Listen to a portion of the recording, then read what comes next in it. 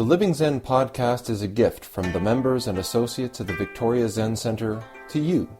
If you enjoy it, please be sure to let your friends know about Living Zen. If you'd like to support our community, here are a few ways that you can do it. Download the Living Zen podcast app for iPod, iPhone, or Android. You can also purchase additional Zen Talks by Venerable Eshu on iTunes or Amazon.com. One of the most meaningful ways to show your support is by joining our Sangha as an associate. Your commitment of $10 a month will ensure that offerings like the Living Zen podcast and our online eZendo will continue to be available around the world to everyone with an interest in truly living Zen. To become an associate, please visit our website at www.zenwest.ca and click on the membership tab. Thank you for your support. Well, to start with, I'm really impressed. One of the capacities that I try to impress on members and students at the Victoria Zen Center is that this practice is not one of sort of the rigid sort of following. We don't turn off our brain and just sort of follow along in Zen practice. Sometimes things happen in practice, and what is required is this immediate presence to be able to improvise, to be able to meet the situation as it arises. And so just in this past Kinhin, there was this little miss. Something happened. And it was wonderful to see that the people who are responsible for the leadership of their individual rows just kind of rolled with it to make it work. That's amazing. Impressive. I wanted to also just talk about Kinhin a little bit. Just watching people doing the walking meditation. So if you would just want to look at me for a second. So when we're sitting, we're given this instruction that 2 finger widths below our navel is the hara, or the dantian in Chinese, the center of gravity. And when we sit, the right hand goes on the bottom, the left hand over top. This is an energetic, the right hand being the sort of symbol, I guess, or the physical manifestation of the active side, the yang side, arising side, and the left being the passive, receptive, dissolving minus side. So this is the birth side, this is the death side. So when we sit, we actually allow this sort of receptive, dissolving side to cover as we form this circle. The center of the circle being the hara. When we move to walking meditation, we don't just flip up. First of all, the place where we put our hands is not the same place. We don't hold our hands on the same place when we do our walking meditation. The solar plexus, which is, if you find your sternum, there's just a section, it's like a triangle of muscle just below the sternum, the solar plexus. You put your right hand flat on that with your left hand covering. Again, taking this active hand and allowing the receptive hand to sort of cover. And we don't just sort of walk with the hands sort of resting on our bellies. There's an energy of kind of like a scissor cut in the hands, so that there's a real liveliness in the walk. The posture is very upright. The forearms are parallel to the floor, as the Jikijitsu says, and there's a sort of brightness in the walking. There's an energetic in the sort of presence of walking. You're connected with the people in front of you. You're connected with the people behind you. The temptation is to really sort of stare at the person's feet in front of you. But again, just like when you're sitting, you want to sort of open up your vision to include sort of the whole room that you're walking in. You're paying attention to the person in front of you, keeping in step with them, but don't let your focus become so narrow that you're just sort of bumping into them. Otherwise, when small mistakes are made in the walking meditation, you have no way of responding to it, reacting to it. So that's all the sort of form instruction. Last week, I was away in San Diego. I attended the Generation X Dharma Teachers meeting at Deer Park Monastery, which is in Escondido, California. It's a big monastery in the tradition of Thich Nhat Hanh, and there were 60 teachers of all different Buddhist traditions there, all born between 1960 and 1980, Generation X. So I kind of half jokingly said, it was the future of Buddhism in the West. And in a lot of ways, it's very true. These are all sort of up-and-coming teachers that have communities of their own. And it was a wonderful experience for me to step off of my little island here and into a bigger pool. For me personally, the past several years have been a period of almost exile, isolation in some ways. Our community here has spent a lot of time on introspection, really looking at how we want to carry our community and our practice, this tradition of Rinzai Zen forward. And in a lot of ways, we've made a lot of choices and decisions based on our own experience and our own wisdom.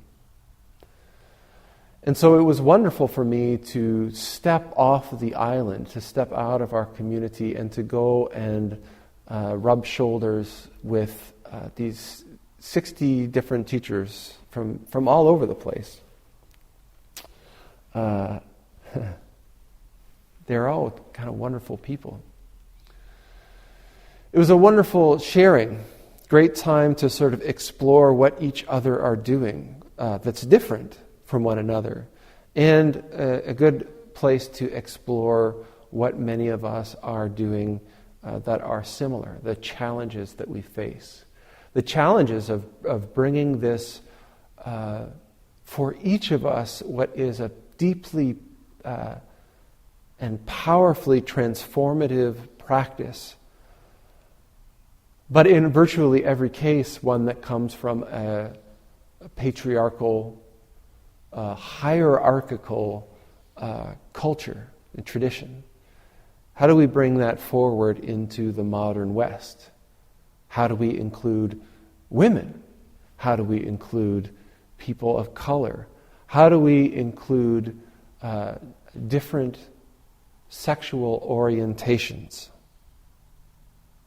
It was absolutely, I could have stayed up all night, although I was really tired by the end of it, because often I feel like I don't have anyone to talk to about this stuff. And here I was with 60 people, so it was not the most quiet of Buddhist retreats, I have to say.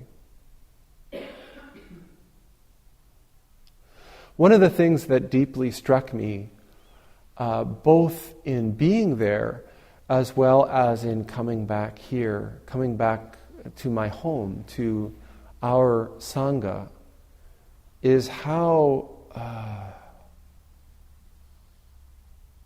intimate, trusting, safe,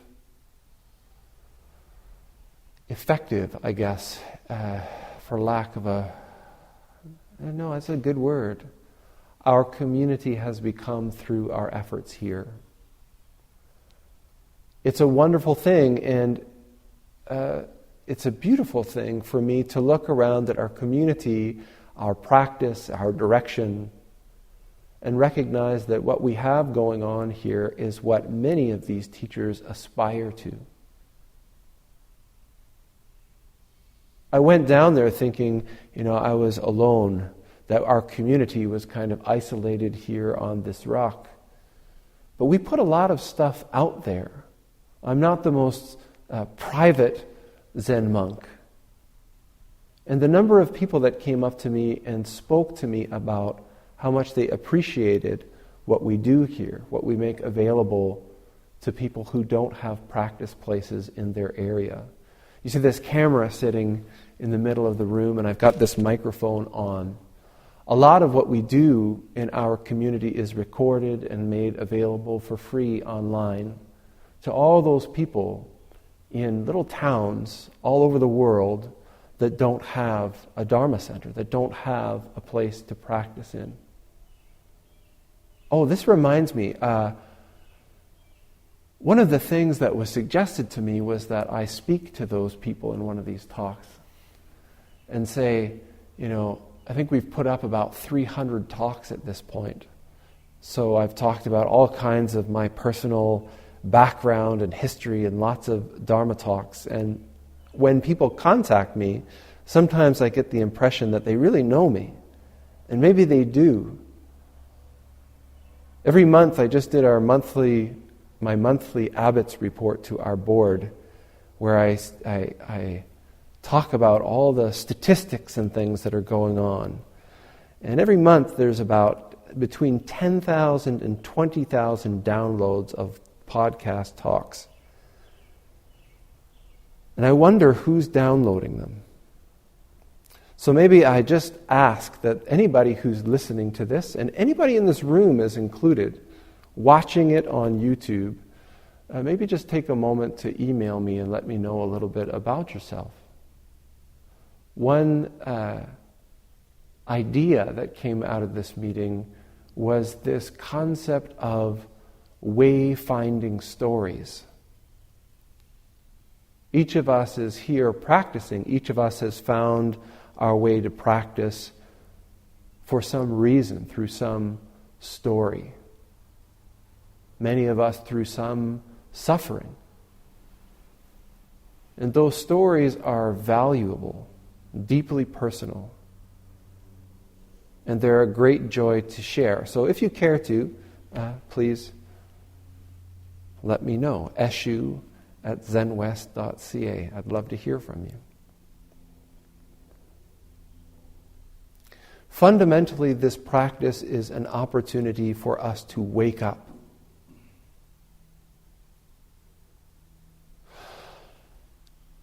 In Buddhism, there is this teaching of the three treasures, Buddha, Dharma, and Sangha.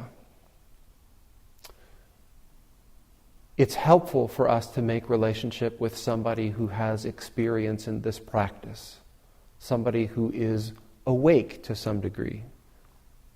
This is one way of understanding Buddha. If you're interested in a practice, whether it's learning to play guitar or learning to meditate, it's of tremendous value to make contact, to make relationship with somebody who has this experience, this knowledge. Dharma means law. It's important to find a connection with a particular teaching, style, form that speaks to you. Maybe this is one. But there are 15 Buddhist centers in Victoria alone. And there are many more centers of all different kinds of traditions and churches of all kinds of different traditions and different spiritualities of all different kinds of traditions. It's important to find one that you connect with. This is Dharma. Sangha means a community of practitioners. This is one that a lot of people sort of put off as being sort of the least important or the one we can take care of last.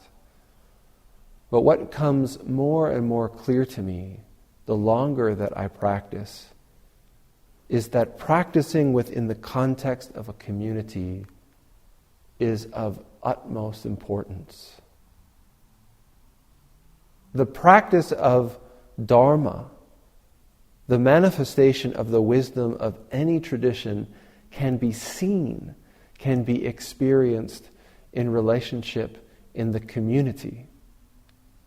You simply don't get a profound wisdom teaching and a dysfunctional, crappy community. You can't have a brilliant, wise, skillful teacher and a dysfunctional, crappy community.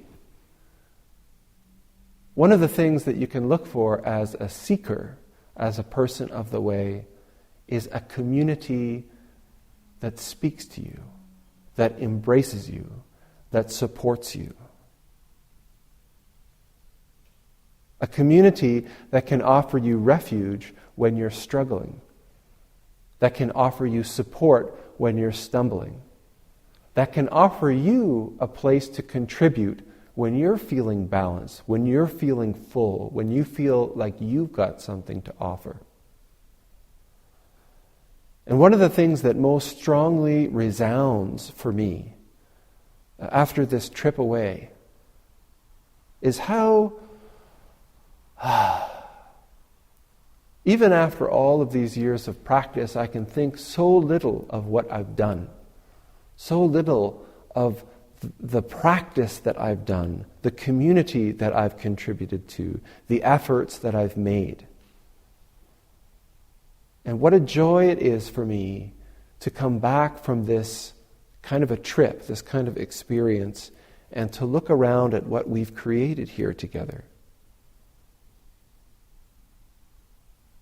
And to be happy, to be fulfilled, to look at Zen West and say, this is good.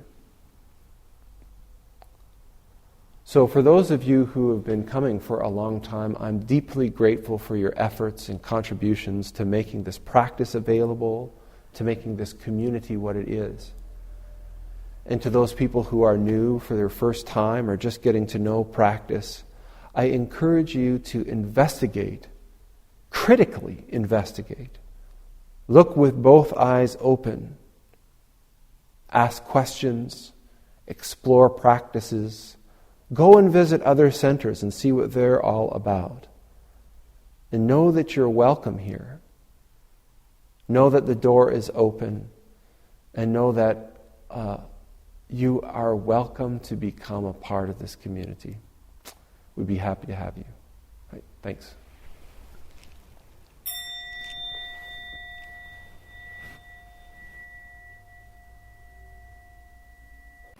Thanks for listening to the Living Zen podcast. If you follow Living Zen through iTunes, I would very much appreciate it if you would take a moment to let me know what you think about it by rating or reviewing the podcast, so that new listeners can also hear what you have to say. Thank you for your time and for your support.